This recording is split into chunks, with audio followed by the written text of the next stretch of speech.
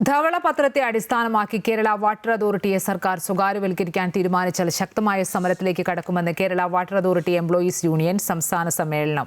ജീവനക്കാരുടെ മനോവീര്യം തകർക്കുന്നതാണ് ധവളപത്രത്തിലെ റിപ്പോർട്ടെന്ന് കാസർഗോഡ് നടക്കുന്ന സമ്മേളനം വിമർശിച്ചു. ധവളപത്രത്തിന്റെ മറവിൽ കുടിവെള്ള വിതരണ മേഖലയെ സ്വകാര്യവൽക്കരിക്കാനുള്ള നീക്കങ്ങളാണ് സർക്കാർ നടത്തുന്നതെന്നും വാട്ടർ അതോറിറ്റിയെക്കുറിച്ചുള്ള പരാമർശങ്ങളും നിർദ്ദേശങ്ങളും തൊഴിലാളി വിരുദ്ധവും ജീവനക്കാരുടെ മനോവീര്യം തകർക്കുന്നതെന്നും കാസർഗോഡ് നടന്ന Kerala water authority employees union CITU സംസ്ഥാന സമ്മേളനം കുറ്റപ്പെടുത്തി. ജനങ്ങൾക്ക് കുടിവെള്ളം എത്തിക്കുക എന്ന കർത്തവ്യത്തിൽ നിന്നും സാമ്പത്തിക റിപ്പോർട്ടിന്റെ മറവിലൂടെ പിൻവാങ്ങാനാണ് UDF സർക്കാർ ശ്രമിക്കുന്നത്.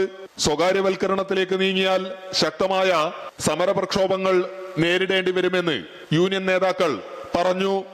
കേരളത്തെ സംബന്ധിച്ച് കുടിവെള്ള വിതരണം ഇന്ത്യ രാജ്യത്തെ മറ്റുള്ള സംസ്ഥാനങ്ങളെ അപേക്ഷിച്ചുകൊണ്ട് ഒരു സംസ്ഥാനം മുഴുവൻ വിതരണം ചെയ്യുന്ന സ്ഥാപനമാണ് കേരള വാട്ടർ അതോറിറ്റി. ആ വാട്ടർ അതോറിറ്റിയെ ധവളപത്രത്തിലൂടെ നഷ്ടമാണ് എന്ന് പറഞ്ഞുകൊണ്ട് സ്വകാര്യവൽക്കരിക്കുന്നതിന് വേണ്ടിയിട്ട് തീരുമാനമെടുത്താൽ ഞാൻ നേരത്തെ സൂചിപ്പിച്ചതുപോലെ തന്നെ സമരങ്ങളല്ലാതെ ഞങ്ങളുടെ മുന്നിൽ വഴിയില്ല. ഈ രാജ്യത്തെ ഈ സംസ്ഥാനത്തെ ജനങ്ങളുടെ കുടിവെള്ള വിതരണം കുടിവെള്ളത്തിൻ്റെ അത് ജന്മാവകാശമായിട്ടുള്ള കുടിവെള്ളം സംരക്ഷിക്കുന്നതിന് വേണ്ടിയിട്ടുള്ള ഏതറ്റം വരെയുള്ള സമരത്തിന് ഈ സംഘടന ഏറ്റെടുക്കുമെന്നുള്ളതിൽ യാതൊരു സംശയമില്ല. ജീവനക്കാരുടെ ശമ്പള പരിഷ്കരണം 10 വർഷത്തിൽ ഒരിക്കലാക്കണമെന്ന നിർദ്ദേശങ്ങൾ തള്ളിക്കളയണമെന്നും സമ്മേളനം പ്രമേയത്തിലൂടെ ആവശ്യപ്പെട്ടു. 3 ദിവസം നീണ്ട സംസ്ഥാന സമ്മേളനത്തിൽ 396 പ്രതിനിധികൾ പങ്കെടുത്തു.